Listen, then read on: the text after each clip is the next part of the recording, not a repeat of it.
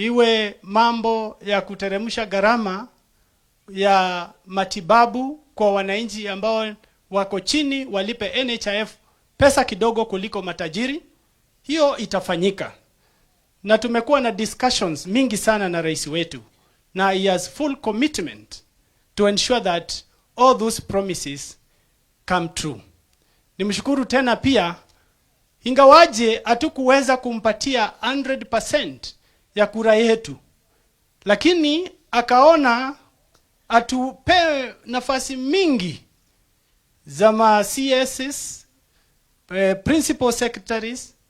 Tuko na CS rafiki yangu Mutua, tuko na CS Malonza, tuko na so many PSs ambao wote ni marafiki wangu ambao tumefanya kazi kwa karibu sana. PS Terimbaika, PS Mweke, au wote ni watu ambao tumefanya kazi kwa karibu sana. Kina Veronica and the rest.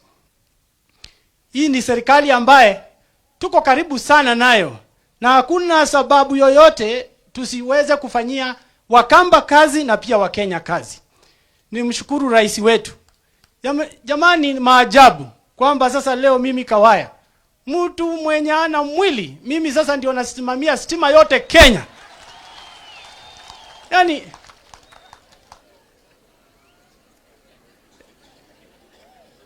na kaini mutavie mwenye ndio ngamia stima Kenya ukamba umeliwa kwa payo ndio watu wanekana lazima moyo wa stima usu yone kwa lazima kumakira kutulukana niba nyawe kinyangwenda ki yani iwa nimo yani ngamia sindu cia Kenya yonde yani inde konde iwa ne bando yani na yu kote kia mipango twambe kwithie njo ina stima nesa twambe kwithie njo yandu mambe wu mambo manae masako muyumbe wa UDA no mwe na eta wakawaya kanenge tu nundu ange tio lazima tukasamedia nundu Kenya ti nene lakini ko ona mubea ndai sasa kalamenti la nene kana tiwo kuoni andani tunge mubea muno kwa president wito because of honoring me with that task to lead the parliamentary committee on energy that is so many departments that have a huge implication on the development of this country. Mheshimiwa, nikimalizia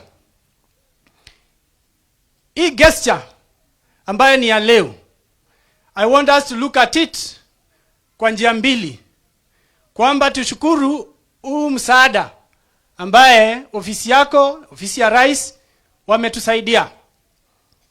Niseme kwamba kabla hii mvua ambayo tumeanza kuona ilete mazao, hawa wananchi watataka chakula zaidi.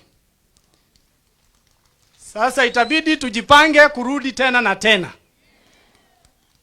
kwa sababu ingawaji kuna msaada mkubwa ambao tumepata leo, na niye kwa kila mundu bae vanda emainu ka akendo nange ko bende bane wanusu bakati walangi kila mundu tio waile oyagendo. And I agree with our president that this is a better approach than giving consumption subsidies. Kwa sababu kuja useme chakula utateremsha unga kwa 100, na hiyo 100 unapatia shopkeeper.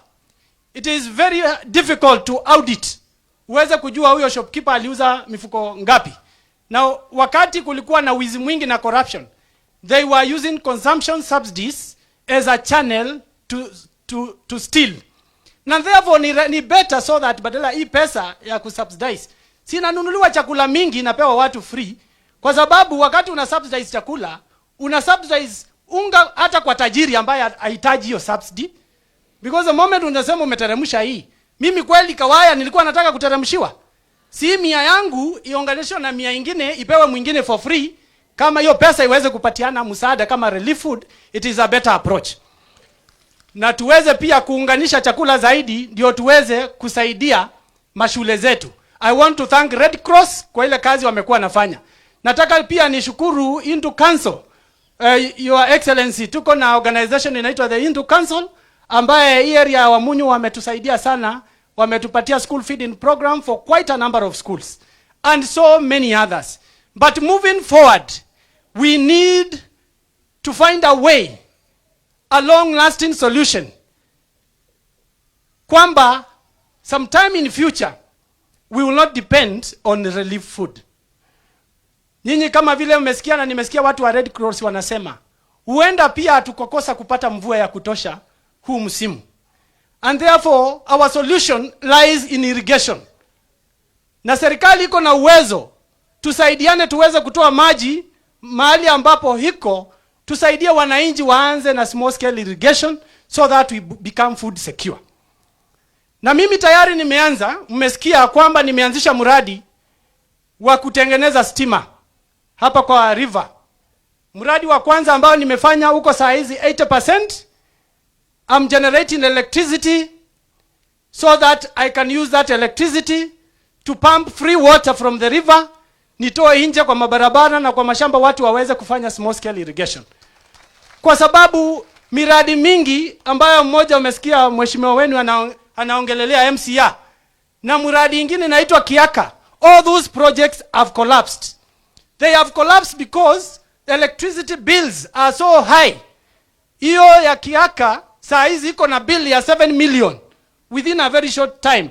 It has collapsed, electricity disconnected. Why? Even ya Wamunyu ambayo sasa iko na 1.2. The moment you rescue again, it accumulates again. So which is the solution? Why are we paying electricity bills when we have water which can generate microhydros? I am now the chairman of energy. Kuna legislation ambayo iko ya mambo ya mini grids. Na hizi mini grids iko na mambo ya mini hydros. We are going to come up with regulations and legislations to empower more of microhydros ambazo zitatengeneza stima ya bure owned by the communities so that we can use it without Kenya Power kutulipisha pesa. Tunapamba maji tunapatia wananchi. Ili ambayo ninamalizika huko, nimemwongelesha rais wetu na ikikwisha ambayo mimi naijenga na pesa yangu binafsi.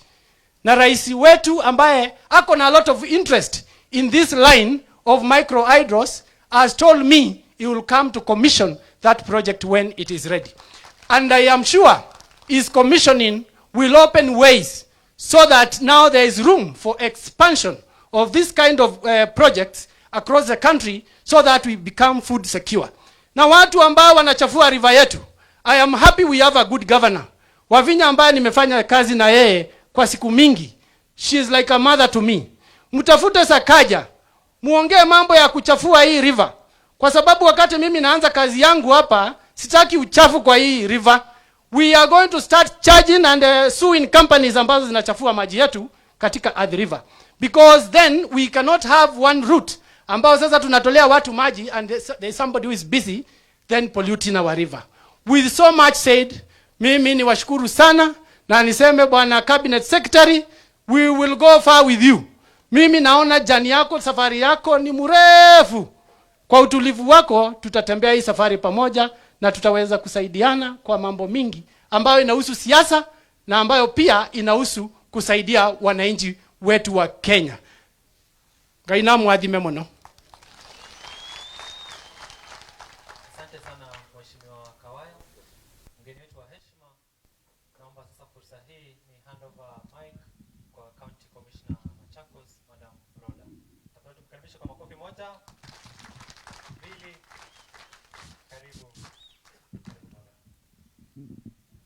Asante sana Deputy County Commissioner wa eneo hili, Mr. David Tegutwa.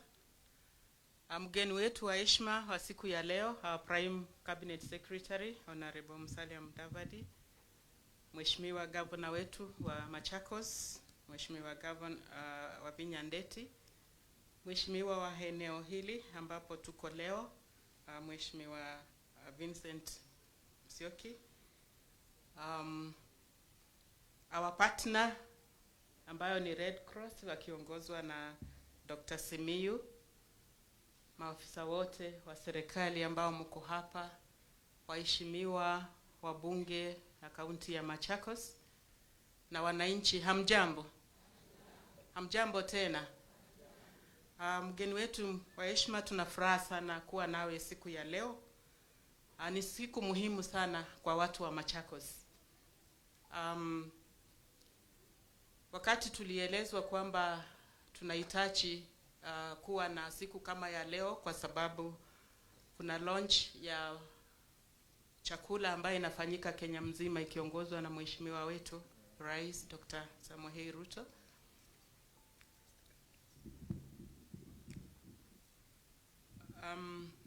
Tuliangalia kaunti hii ni wapi tunaweza kuwa kwa siku ya leo.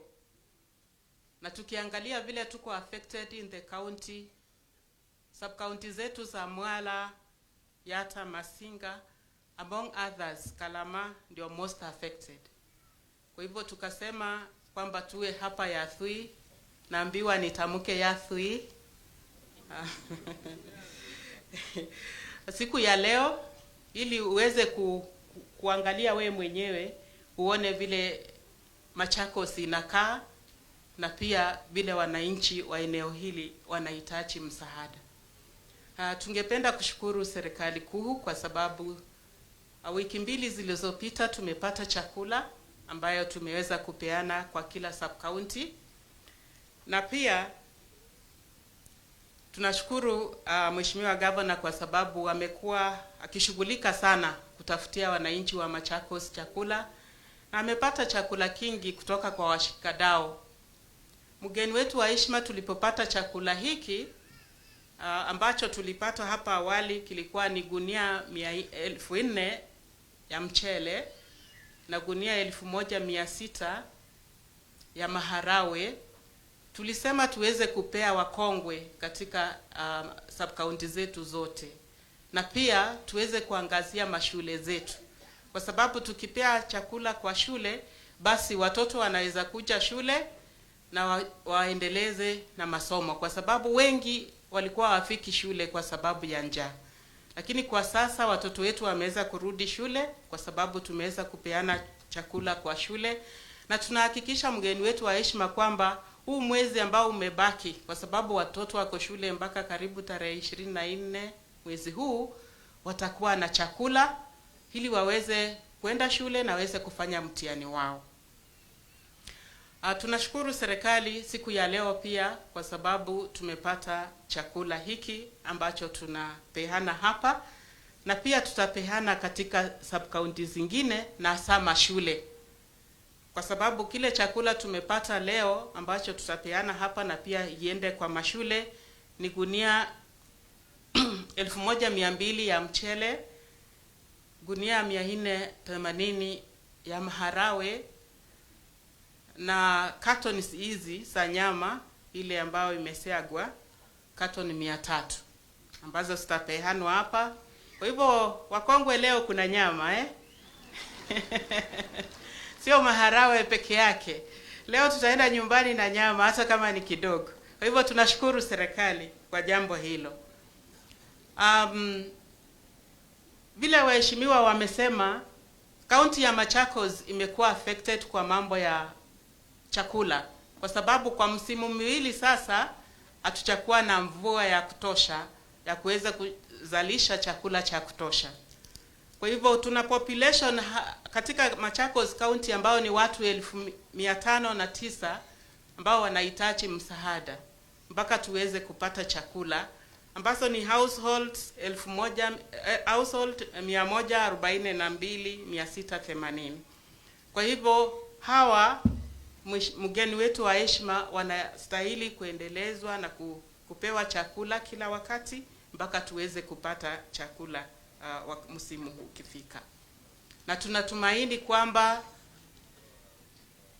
tutaendelea kupata chakula hiki, na pia tungependa kushukuru washikadau wengine, hasa Red Cross ambao wamekuwa na uhamasisho sana katika eneo hili. Ni vipi tunaweza kujiandaa hasa kwa msimu huu wa mvua, na ni chakula kipi ambacho tunastahili kupanda, ni vipi tunaweza chunga mito yetu, tuhakikishe kwamba hatuharibu mazingira zetu.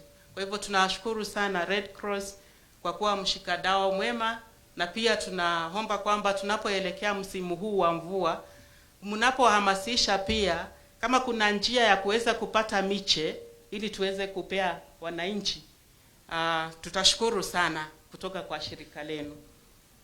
Pia tungependa kushukuru mshirika mwingine ambayo ni World Vision. Mgeni wetu wa heshima, World Vision wanafanya kazi kubwa sana hasa sub-county ya Mwala peke yake ambao wamesupplement serikali kwa ile kuhakikisha kwamba wananchi wa eneo hili wanaendelea kupata chakula. Na kabla sijasema kuhusu msaada wa World Vision, tunapopata hiki chakula, mgeni wetu wa heshima, ni vizuri pia wananchi wachue kwamba serikali kuu inagharamia wazee wetu wa konge na zile hera za cash transfer. Na katika kaunti hii tuna wazee wetu wa kongwe 27,861 ambao wako kwa huu mpango wa serikali na wanapata ile shilingi 2,000 kila mwezi. Kwa hivyo ni mambo makubwa sana ambayo serikali kuu inafanya kuhakikisha kwamba hata wakongwe wetu pia wana chakula na wanaweza kujiendeleza. World Vision pia imesaidia kwa sababu kwa sub county hii imeweka wakongwe 1,000 ama households 1,500 ambao wanawasaidia kwa kila mwezi shilingi 4,300. Kwa sasa wametumia shilingi milioni 7. Naongea kwa niaba yao kwa sababu yule anashughulika na eneo hili hayuko leo. Na pia wameweka wanafunzi, wameweza kusaidia jamii. Kuna wanafunzi 520 ambao wanapata msaada wa bursaries katika eneo hili la Mwala, na kwa sasa wametumia milioni 11 ambao inasaidia wananchi. Upande wa elimu pia wanasaidia sana kwa sababu shule zetu za Mwala 22 World Vision wameweza kupeana tangi zile za maji za 10,000 liters kwa hizi shule zote, na pia wanasaidia kuhakikisha kwamba wana track maji kwa hizo shule, na kwa sasa wametumia karibu milioni 2.4. Kwa hivyo tunawashukuru washikadau hawa wote kwa kuchangia kuhakikisha kwamba tunaendelea kushirikiana na kuhakikisha kwamba kaunti hii tunaendelea vyema. Ninajua kwamba governor amefanya mambo mengi, hayo nitamwachia aweze kusema vile anaendelesha kuhakikisha kwamba anashirikiana na serikali kuu kwa mambo haya na kuhakikisha kwamba wananchi wetu wanapata chakula msimu huu. Kwa hivyo mgeni wetu wa heshima, kwa sababu ya wasaa, na kushukuru sana tena kwa kuja, na wakati huu ningependa kumkaribisha Dr. Simiyu ambaye ni mshikadau wetu aweze kunena kwa niaba ya Red Cross. Daktari.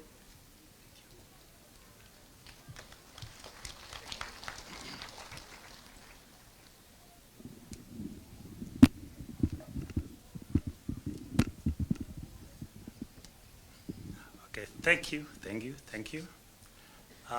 Asante sana bwana Madam DC, the guest of honor, Your Excellency the Governor, and all protocols observed. My names are Dr. Henry Simiyu. I sit on the National Executive Council of the Kenya Red Cross. I'm also the chair to Programs Committee. Indeed, today is a great day because the drought situation in Kenya is very dire. We come together because we want to save livelihoods. It's only about human beings, even livestock. You can see, if you watch the media, you see exactly it's not so good. 4.3 million people have been affected, and more so in the ASAL areas. And we have some counties we have about 11 counties in alarm stage. And those are Isiolo, Laikipia, Samburu, Wajir, Turkana, Kajiado, Tana River, and Marsabit. Those are in pathetic situation. We have 9 counties which are in alert stage. And these are Embu, Makueni, Meru, Narok, Nyeri, Tharaka Nithi, and Kwale and Kilifi, and including Machakos. We thought it's only the ASAL areas high up there, the northern frontier, but we realized the drought had affected more than what we thought. So we came together and said, we must do something, because alone we can't move. So the partnerships that we formed is that we have to work together with the government, both the national government and the county government, and other partners that are there. The Kenya Red Cross is a leading humanitarian organization, and we have always been there. Even in Machakos, we are there. We have our volunteers and members doing a lot of work here in Machakos. I might not be able to mention that. This is due to poor rain, and we focus that the rains might not come, because soon, or if it comes, it might not be in the right quantities that might be able to sustain good harvests. So what our interventions are we doing ourselves as Kenya Red Cross? These interventions that we are doing across the country. We're doing across the country, and one of it is partnerships, like I've said, to create partnerships with the county governments, because that is where we are. That is where our operations are. Then we have the national government. This initiative has come because we sat together and we thought about it. As we talk today, we are many other people all over the counties doing the same, where people are affected by drought. So indeed, like in Kambani, I think we have other group in Kitui. You can see. So Kenya Red Cross and other partners, because we have international partners that support our activities. So we mobilize the resources and said, no, we must come together and push this. So we have to do what we call food distribution, like what we are going to do today, because many people have been affected by hunger and they have nothing to eat. So what do? There's no rain, there's no harvest, so we have to give them food. But this is not a lasting solution. It's short term. Like the area MP said, it's short term. We have to look at long-term solutions that we have to deal with. So what are we doing is that we also give what we call cash transfer to people, because some areas you might give them maybe maharagwe and they might not be able to eat maharagwe. You give them to decide what they want to buy with the money. So through other partners and our international organizations, they come together and they assist us in doing cash transfers. And, it's quite all over the country. It's not only here. We have also done what we are talking about, water. The long-term solution is water, borehole sinking, and it's expensive to sink boreholes. Now we have water pans, we have rivers. We have rivers like here, we have the Mheshimiwa has just talked about it, the Athi. But Athi is polluted in Nairobi. So chemicals, pollution, now we have also water hyacinth trying to get in there because they grow there because of the pollution. So what are we doing? So those are the efforts that we are looking at about it. We look for donors and maybe try to clean up these rivers so that water that comes here is able to save for drinking and also save for growing crops. Because if you put it, you irrigate with this water, then you end up having problems like maybe cancer, like the high excellence the governor said, is because of that. Because this water is also polluted with the heavy chemicals, lead and others, and they are not good for human consumption. So the vegetables that you eat, you might find that they are contaminated with such things. Then we also have health and nutrition, which we have integrated. Now we have what the County Commission has just spoken about. School children, you cannot actually be attentive in class if you have no food. We have also the under fives. You might have seen some place like in Turkana. In Turkana, you are seeing that people have nothing completely to eat. They're eating nuts, breaking nuts, or boiling nuts for a long time. So what are we doing? We are providing them with food, which are nutritious, and the people that have been affected with acute malnutrition, then we rehabilitate them by putting them in hospitals, and then they come back to normalcy. It's a bad situation. So we have mapped these sites, and that's why we're saying that we have mapped across the country, then we are able to go there, then we have this program. And then there's lactating mothers, mothers who are breastfeeding, then we have the elderly. Those are the people that we are putting up targets.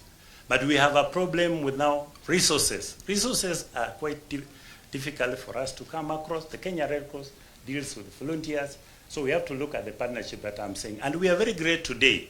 The day of today is the government. We are an auxiliary association, society to the government.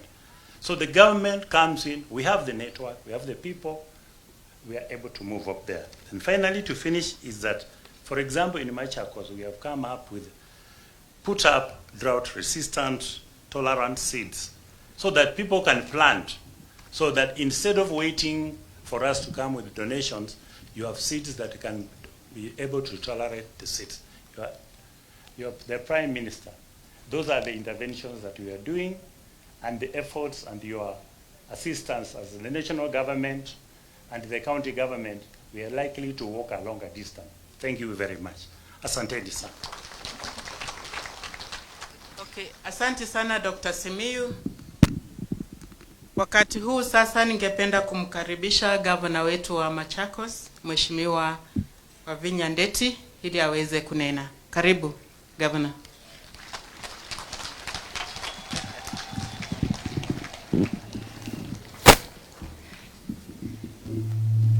To our chief guest, my brother, Chief Minister, Musalia Mudavadi, to the area MP, Kawaya, MCS that are here, county government officers that are here, our security forces. I'd like to take this opportunity to thank you, my brother, for being here with us today. We Machakos people are very happy. We have collaborated with the national government to ensure that our people get food.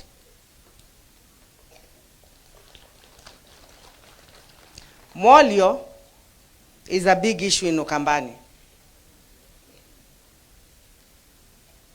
I grew up,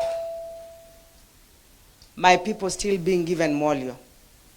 Your Excellency, we appreciate the food, but now what we need to do is invest in water, Machakos County. And not Machakos County only. The whole country, we must learn how to harvest water. Because when it rains, it rains. And one of the things that is bringing global warming is just we allow all the water to get into the sea. Imagine if we planted trees along our rivers, we put dikes along our weirs, along our rivers. Yeah, we had small small dams in our homes. You know, would raise the water table, and we will not have all this global warming. Now it is hot from the top and from the ground. And that is why we are having all these problems. We all have to put efforts and work towards climate change. I know we have had issues in this area of cutting trees. I want to assure you, we as Machakos County government, we are not going to allow people to cut trees anymore. Because as we continue cutting down our trees, we continue spoiling our environment. I've been in the office since I was sworn in about a month and a few weeks. My government has already done 16 mini dams in Machakos County. We are already working on our water master plan in Machakos County. I have been around the whole county, carrying out our CDIP. And what we are getting from most of the people from Machakos County is water. As we get food, and we appreciate very much, but would want making sure that our people have water and harvesting water. The other big issue we're having as Machakos County, and we have to work with Nairobi, is about the pollution of the river, the Athi River. We have a lot of pollution from Nairobi, even from the factories. The county government of Machakos has got to work with the county government of Nairobi, with the national government, to ensure that we reduce pollution. Not reduce, we stop pollution in our rivers. I've got a lot of cases from Mwala of cancer. Most of the patients I'm getting in Machakos General Hospital are cancer patients from Mwala.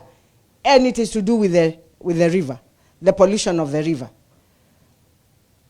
I think that is something we need to work on, and we cannot gamble with anymore, because it is going to be very expensive for the government to continue treating people while we can stop all this, even just by doing the right thing.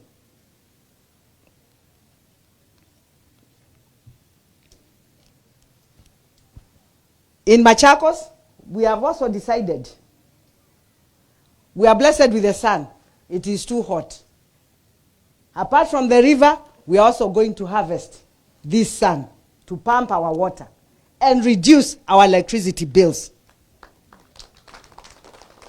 When I came in Machakos, the electricity bill was 86 million. Just electricity.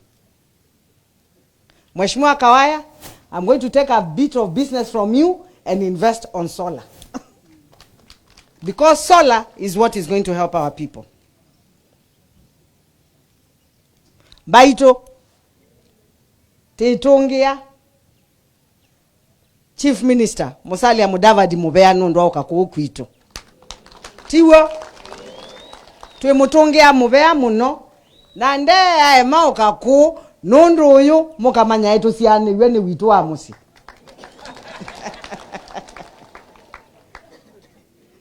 Na yue, Oni Amwetu Enya Yamuno, Asia Kwena Chao.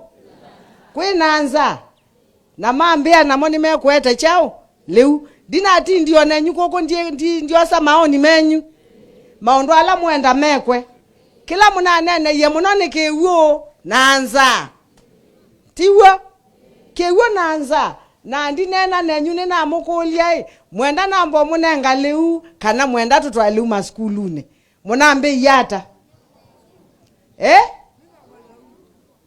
Mwina ambe ye, leu munde munengwa, lakini leu tutwa leu maskulune na tuinenga ndwa lako. Na ndwa la disabled. Tiwa, lakini netoko kita wezi ya leu nitakwata mwinge. Nondo siana mbinge skulu. Ike yothi skulu nondo kwa ileu. Wathi wezi atu anatumwe, anyinya, nimeutunenga leu tukazina uyo skulu. Nina ndiye skulu imwe nina thia siana silia iya. Tumwe tuilie tutena leu. Ondo ninekia, nina atabia leu osu nina nenga tuana tutungi tunaya. Mbaito, tembe mweyone, siana situ nisi othe na maskuluni. Kwau, onate imunenga leu, eka leu olongi, tutwa maskuluni, na tuinenga, andwa ako. Nondo ainge mekwa ni chao, nenza, mekwa nenza. Na kwandi mwashua, ta governor wenyu amasako, nye ningu invest ndeni wakewo. Nengu invest kewone, nondo tuika atinde ya ondo ne anie ndiye wa obo wakewo kewo, onakwa ni no ye, matinga makwa mama sako maika ungama. Neko saovya, enda wenze silanga, enda wenze bohol. Ou, tusongete, na teibanda mitikuuma usini, nikenda ando maitu mateveke. Kila kingi niko tumia sua kupamp kewo. Nondo ibilsi astima itonyeka. Nitakwate ania. Nenyu nekia solar panels. Nesie kale balasi ya ile kwekala. Na muisunga nikenda ikae.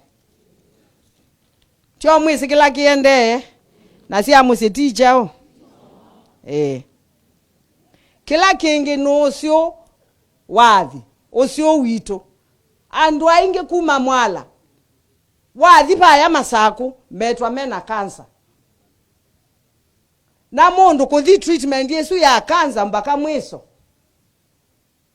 ni sawa ni tutata ni expensive lakini tikabatu kadhambia ose tiwa tudhambia ose tete mazingira maseo nikendandu maituma yakiokuwa ni chao ni cancer. Cancer is very bad here in Machakos County. And it is all because of pollution. Kwao nitukwatiania na serikali nonene na serikali ya ilobi tuhakikishe use ni wadhambwa. Kile kingine ndugu yangu ningependa kukuambia, when I was a Chief Administrative Secretary in the Ministry of Transport Infrastructure, nilipatiana mabarabara mengi sana yawekwe katika yawekwe tamak. Hii barabara yetu ya Wamunyu ya Dhui na Ikalasa ni moja ya. Ningekuuliza tafadhali ukirudi uhakikishe, and you're my brother, that one you have to do it for me. Barabara imewekwa lami. Tuwekewe hiyo barabara lami, na sio hiyo tukwenda nyingine ya Kangundo, Mwala. We have a few. Zile sisi kama county tutaweza kufanya, tutafanya.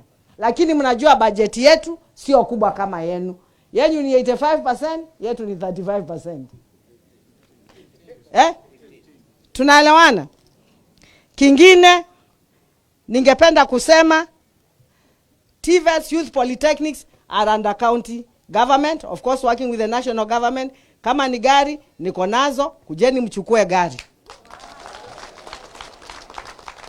Tisawa ukamose ngalimu ete polytechnic, and there is a program we are also working with the national government. The program tu dhukuma, kuna program tunafanya nao na national government, hii ya affordable housing. Tumeambiwa tutengeneze mikakati, kama ni milango, madirisha, nini yatengenezewe kwa youth polytechnic zetu, ndio watu wetu waweze kusaidika na wapate kazi. Kwa hivyo huyo ni mradi moja tutatumia kwa TVET zetu. Na tuko na mpango mzuri katika kaunti ya Machakos. Kwa hivyo mimi sina mengi ya kusema. Ndugu yangu, nimeambiwa nikusalimia sana na Mheshimiwa Kalonzo Musyoka. Nimeongea na yeye nikikuja hapa. Na yeye amesema ile yote inaweza kusaidia watu wa Machakos, yeye ana shida nayo. Kwa sababu anapenda watu wake wa Machakos. Kana muyasiata. Na nimesene. Tiwo. Ando abadhukuma no mesene. Tisawa. Kwao sisi hatuna shida. Tutafanya kazi na nyinyi, kwa sababu wale wamesimamiwa na Mheshimiwa Rais ndio hata sisi huku county tumewasimamia. Hakuna mwananchi wa rais, hakuna mwananchi wa governor. Wananchi wote ni wamoja. Kwa hivyo anything, ile kitu itakuja kusaidia wananchi wetu, sisi kama serikali ya county government tukifanya na serikali kuu, tutashirikiana watu wetu waweze kusaidika. Na tumeshukuru sana. Hata kama hatukumpigia kura, mumetupatia chief PSS 3, mumetupatia minister. Na najua kuna kazi mingi sana mtapatia watu wetu. Sisi tunashukuru. We thank. Yule mtu hawezi kukubali kurudisha shukrani. Mundu tatunga mubea ti mundu museo. Tio huyo.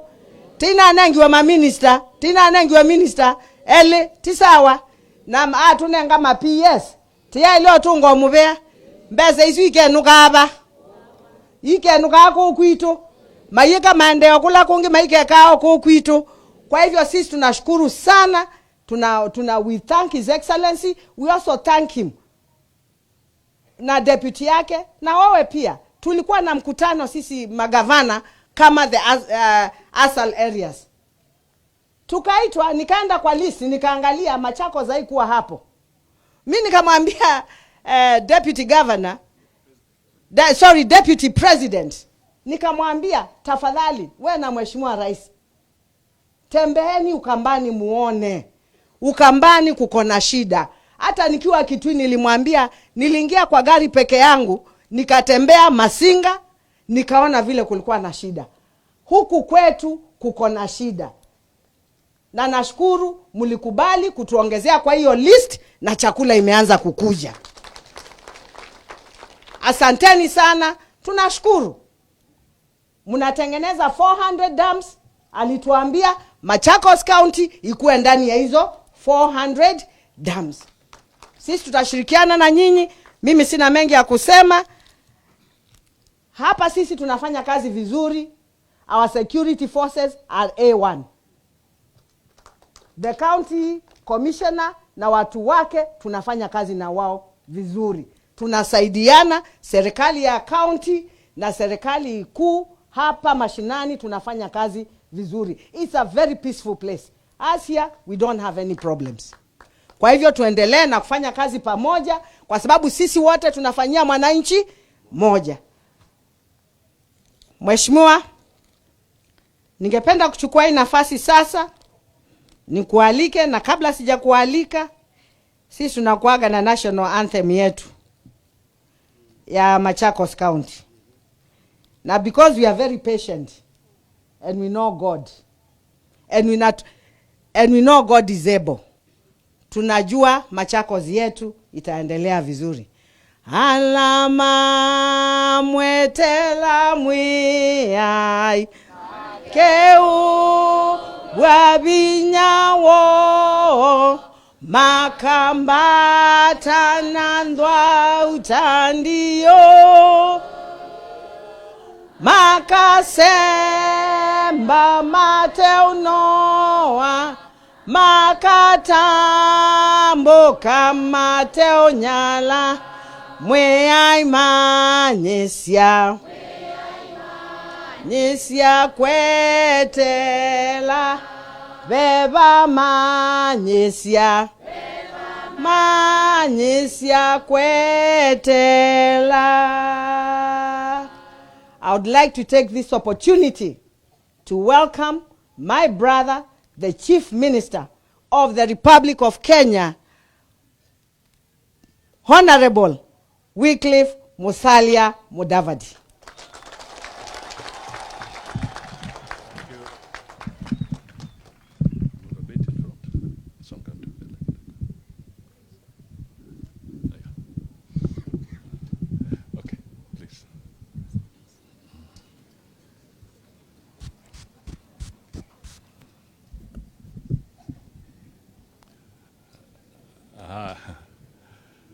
Asante sana, Madam Governor, Your Excellency Wavinya Ndeti, Mheshimiwa Kawaya, rafiki yangu na ndugu yangu, Regional Commissioner, ama County Commissioner, partners wetu wa Red Cross na World Vision, MCAs wetu, ndugu na dada wa Mwala, wa Machakos, hamjambo.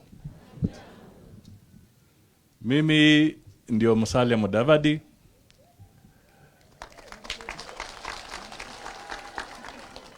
Na leo nimekuja kujiunga na nyinyi kwa siku hii ambayo ni ya maana sana. Tuzungumuze kidogo, alafu tutende wajibu wetu wa kupeana chakula kwa wale ambao wanahitaji sana kusaidiwa siku ya leo. Lakini kabla sijaenda hapo, nataka ni kubali kwamba gavana wa Wavinya Ndeti ni wa ukoo.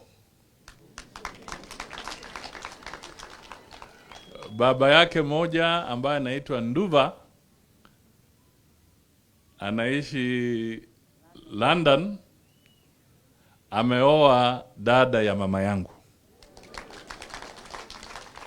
Kwa hivyo tuko na ukoo ambao unaingia hapo. Kwa hivyo mimi nikija hapa, mimi najua nimekuja kwa dada yangu, na sasa tuende pamoja. Wale ambao wamenena hapa, wamenena kwa sababu taifa letu liko kwa hali ya ukamwe. hali ya shida. Na vile Regional Commissioner amewaeleza Madam Rhoda, ni kwamba watu karibu milioni 4 wanaumia kutokana na kiangazi ambacho kimeleta tabu kwa binadamu na pia kwa mifugo, na hasara nyingi sana inapatikana katika taifa letu kwa sababu ya jangwa hili. Nikisimama hapa, kuna mpango ambao umewekwa na serikali ukiongozwa na William Samoei Ruto. Yeye ameelekea upande wa Turkana kuongoza mpango kama huu kama rais wa Jamhuri ya Kenya. Naibu wake Mheshimiwa Rigathi yuko upande wa Kajiado kule Bisil, na mimi nimekuja Machakos, na wenzetu wengi wameenda katika sehemu tofauti kwa sababu kuna shida katika taifa letu. Sisi tukisimama hapa, watu karibu 500,000 katika kaunti ya Machakos wako kwa hali ya hatari kwa sababu ya huo ukame. Kwa hivyo tumekuja pamoja tukishirikiana na wenzetu kama World Vision,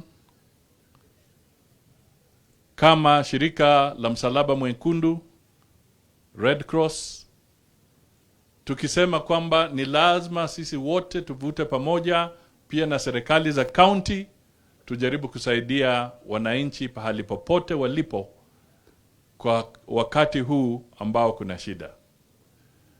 Ningependa tena kusisitiza kwamba hatujafika mwisho wa jangwa hili.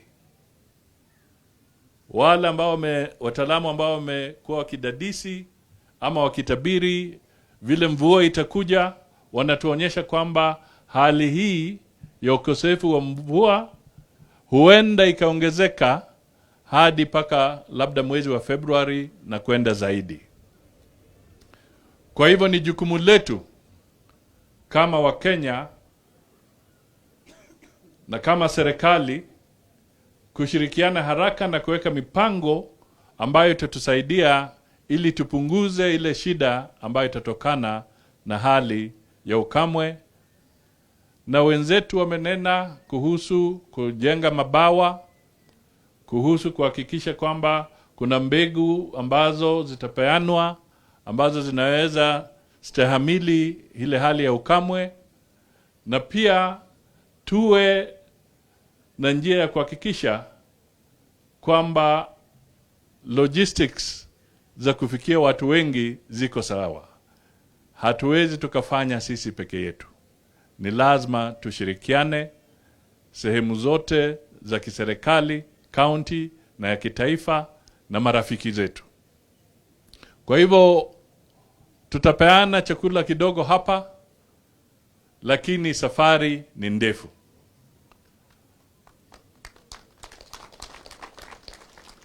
Na mimi nataka nisisitize kwamba baada ya uchaguzi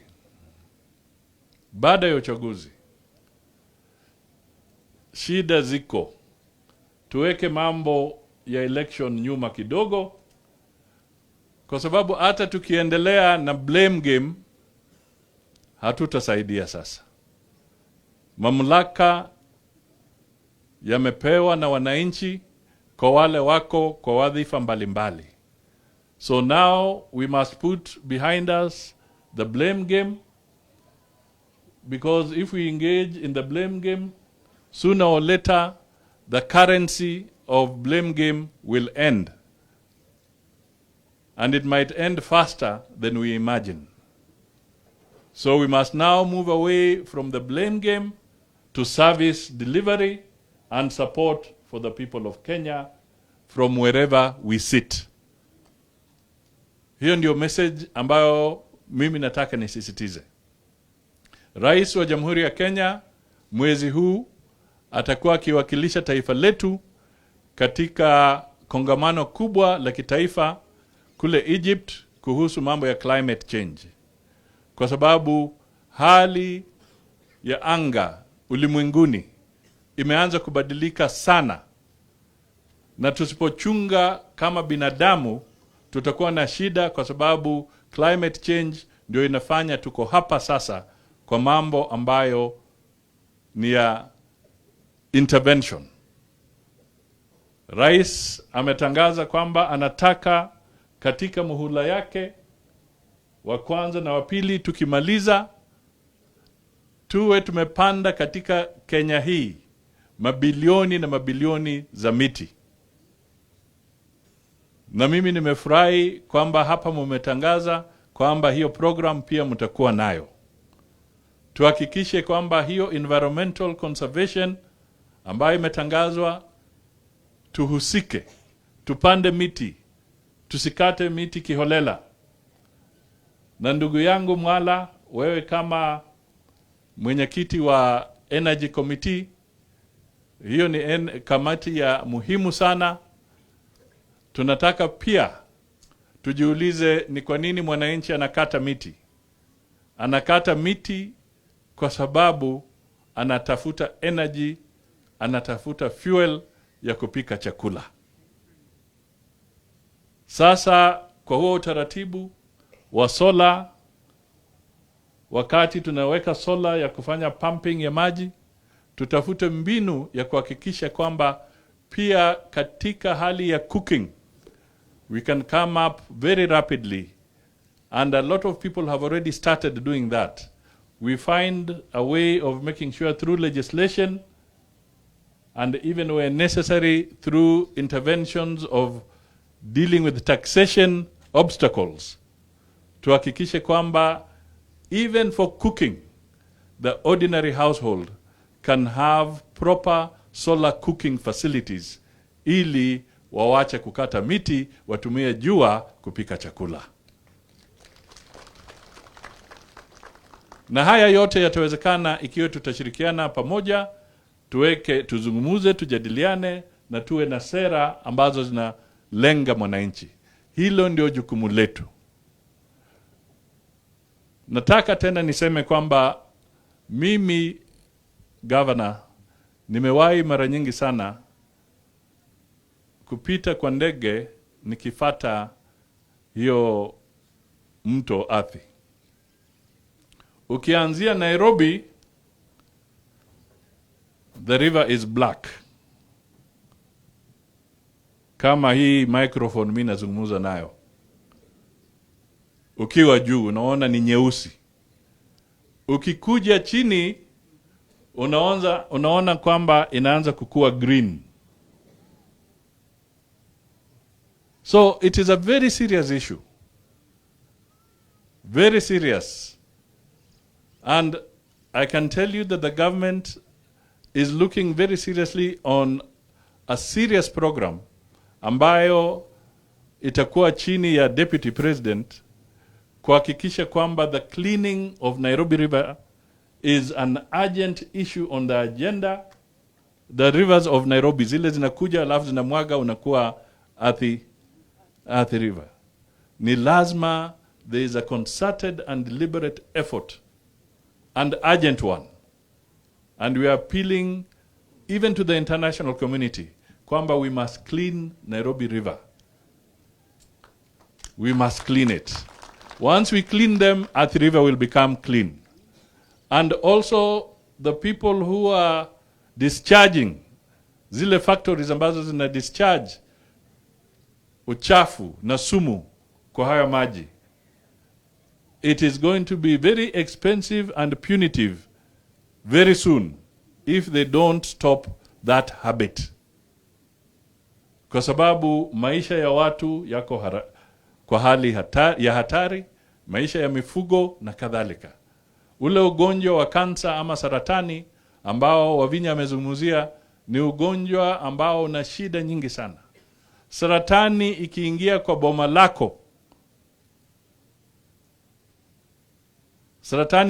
boma lako, basi umaskini umeingia. It is a very expensive disease. And it can wipe out the investments of a family when they are treating their loved ones against the disease of cancer.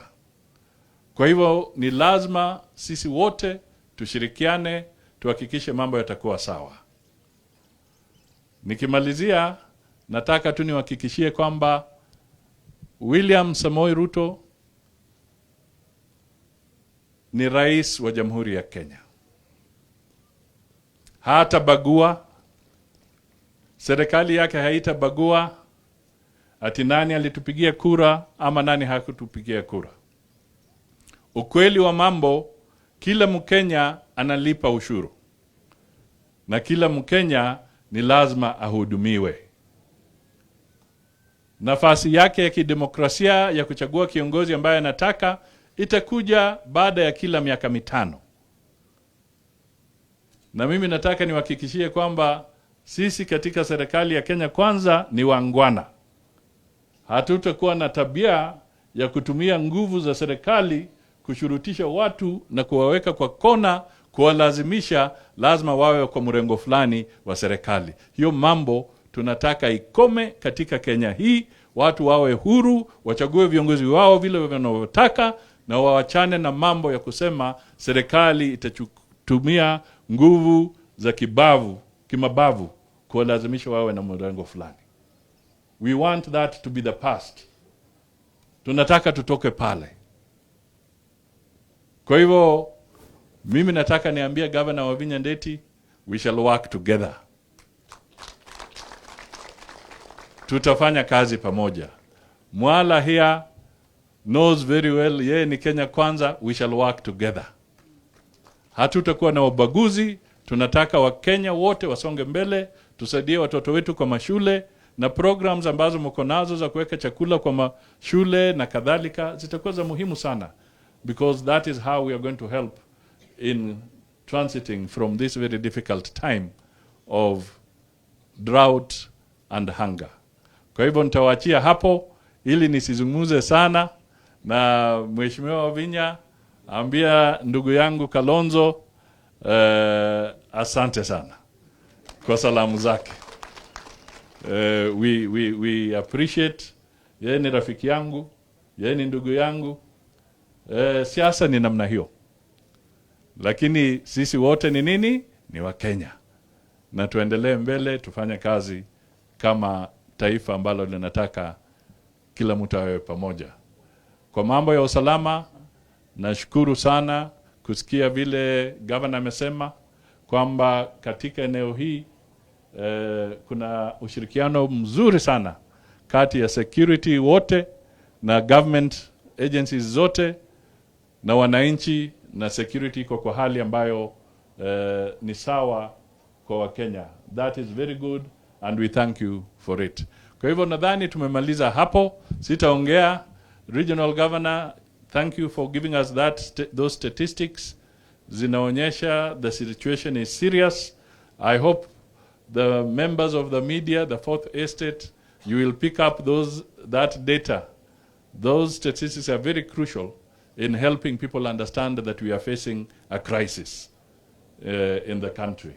Kwa hivyo nasema asante sana, Mungu awabariki, tugawanye chakula kwa sababu kusema ukweli, labda wengi wetu hapa wametembea kutoka mbali, na ni vizuri wapate nafasi mapema, warudi nyumbani, waanze kupika chakula, jamii yao ipate nafuu. Asanteni sana na Mungu awabariki.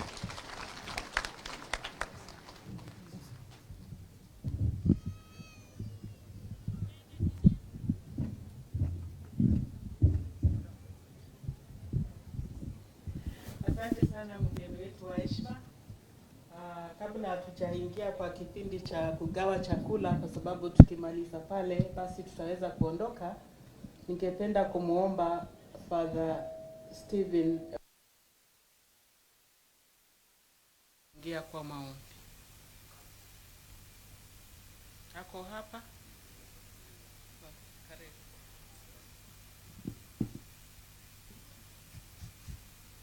God is good and all the time. Kabla ya sala kwa mgeni wetu Prime Cabinet Secretary as a church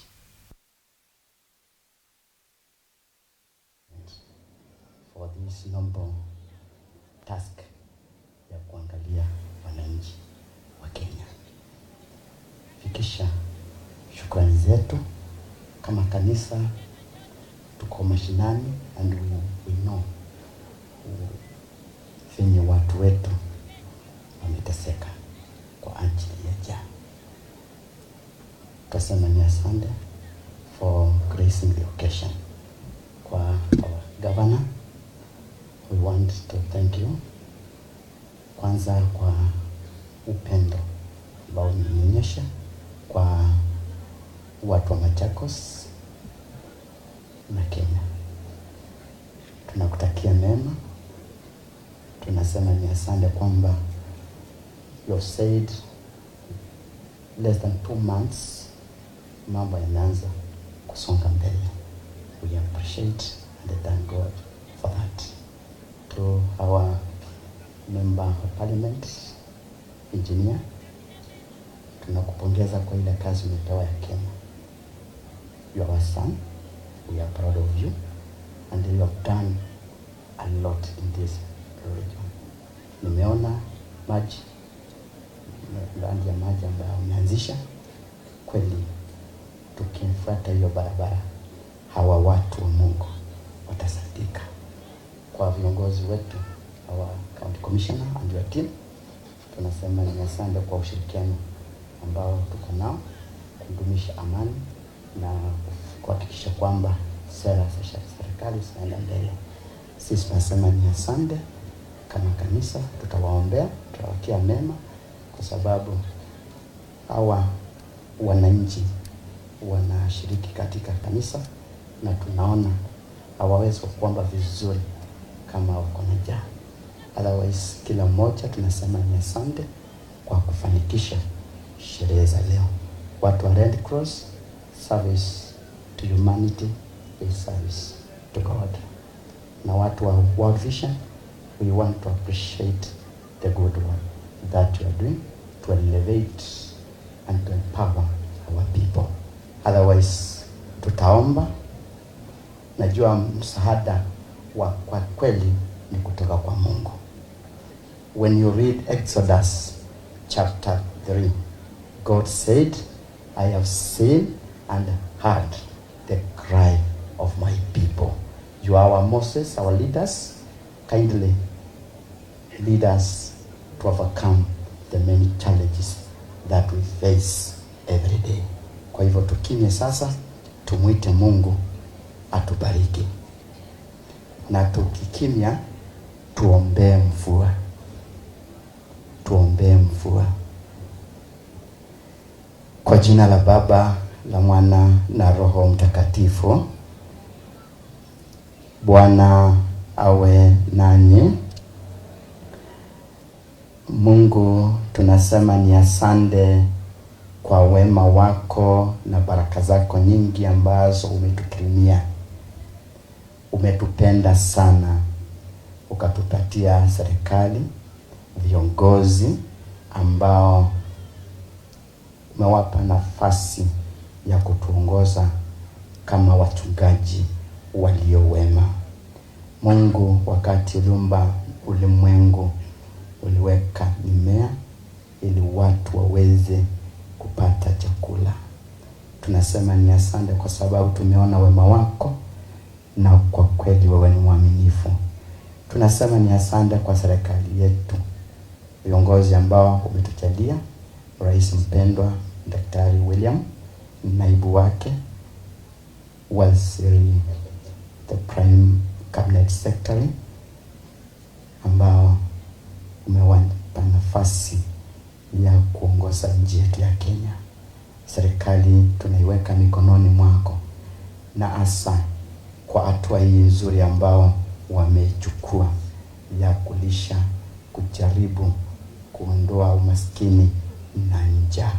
Tunajua wewe Mwenyezi una njia zako nzuri za kuhakikisha kwamba watoto wako wamepata shibe. Wabariki wote wa serikali ili watu wako wakuona, wakutambue Tunaomba kwa ajili ya serikali yetu ya Machakos County ambayo inaongozwa na gavana mpendwa Mwala, ambaye umemweka awe kiongozi shupavu katika kusikiliza kilio, kuongoza wana wa Machakos.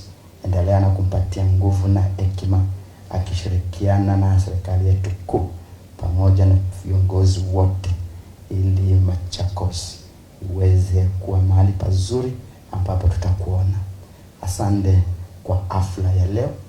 Tulikuomba tukianza, kuna wengi wamechangia kufanikisha, tunawabarikisha. Mungu, tenda mema katika maisha yao, tenda mema katika shughuli zao. Asante kwa maneno mengi mazuri ya upendo, ya busara ambayo tumeyapokea kupatia matumaini. Tunaomba kila siku tuzidi kukuona na kukutambua. Bariki sub-county yetu ya Mwala, viongozi ambao tuko nao hapa. Tunaona yale mambo watoto wako wanayopitia. Tunaomba katika hali hii ya kuwasaidia na kuwapa angalau kitu cha kujipatia chakula, ili Mungu waweze kuishi kwa amani na upendo. Kama tumekosea kwa jambo, tusamehe. Kama kanisa, tunaomba kwa pamoja tujenge ufalme wako. Tukimaliza, tunaomba utembee na sisi katika safari ya kwenda makwetu. Bariki watoto wetu. Tumeona watoto ambao wana vipaji vya kupendeza, watoto wa shule za upili, msingi, au ni watoto wetu. Tunaweka mikononi mwako, hasa tukiombea watainiwa wa form 4, darasa la 8 na wale wa grade 6. Tunaomba wakati huu, tunajua wanakaribia kufanya mtihani. Mungu atembea na wao. Bariki wazazi ambao wako hapa na wananchi kwa ujumla. Tembea na wao na wape matumaini, kwani wewe unatupenda. Kuna wale wana changamoto mbalimbali za maumbile za kimwili. Tupe moyo, mapendo ya kutembea pamoja. Na tunaomba hayo kwa njia ya Kristo Bwana wetu. Na Mungu Mwenyezi apende kutubariki, kubariki zoezi hili la kupeana msaada kwa familia zetu, kwa jina la Baba, la Mwana na Roho Mtakatifu. Thank you so much.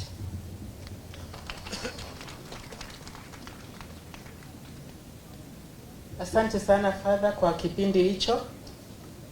Sasa tutaelekea kwa kipindi ambayo ni muhimu sana, na ningependa kuuliza wananchi mahali tupo tuweze kutulia.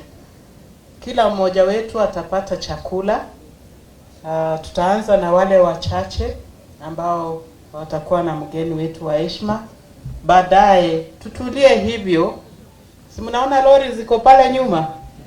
Kila mtu ataenda nyumbani na chakula. Kwa hivyo tusiwe na msukumano wowote, tuwe watulivu. Otherwise, I think we'll take this opportunity to welcome you so that you carry on with this.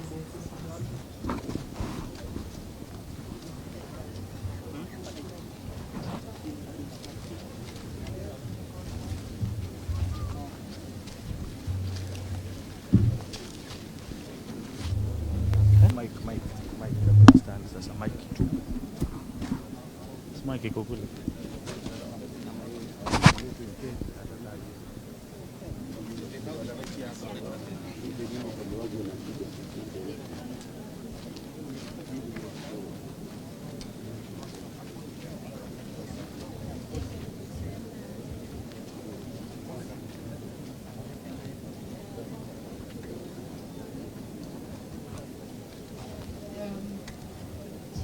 Kilos of household. We would like to start with you for the first household. That's okay.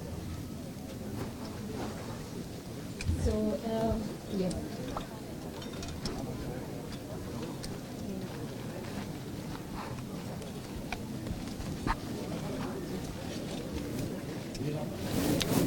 So, for the jug is 2.5 kilos.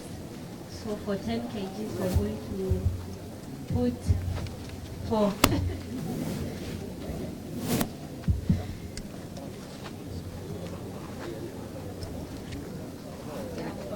So, yes.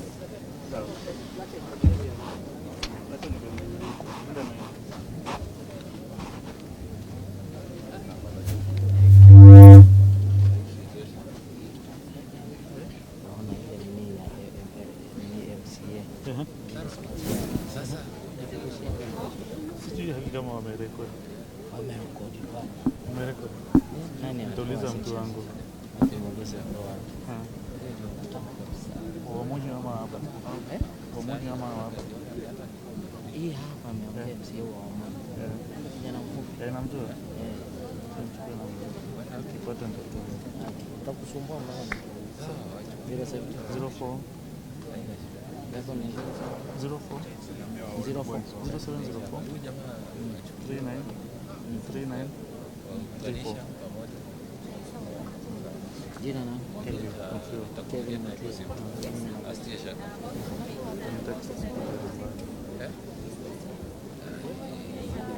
jua hawa naomba wajiwapatia maji. sawa. Hawajawapatia madheka. Hawajawapatia maji. Kulikuwa kana botu moja lakini ni sawa. Saidia itashikilia.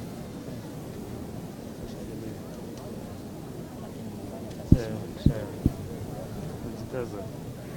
Then for the beans is 2 kilos.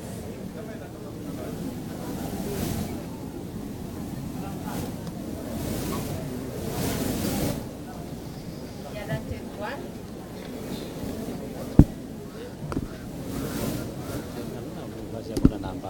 Yeah. No flash.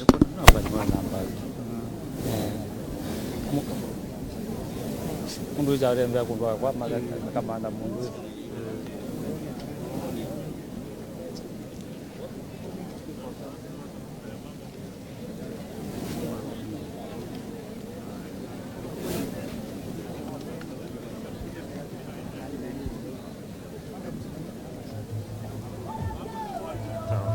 Kelvin. Zika ni. Aje ndio mundu na kwa kushia wa.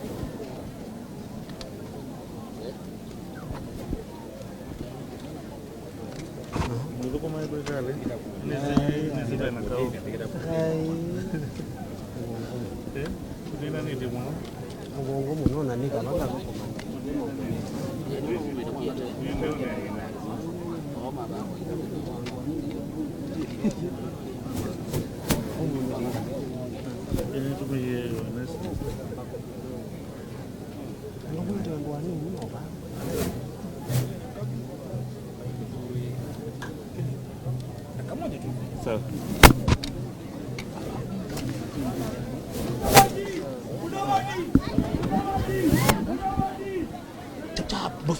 Oh, anatoka. Itisha list of people. Ndio naenda kuongea na mdosi bana. Jinsi sasa mmeenda direct kwa mdosi wangu na mimi niko hapo nyuma. Hii ndio ndugu yangu. Na unajua nilikuwa naandika notes. The faster you do the better. Hata tu karatasi.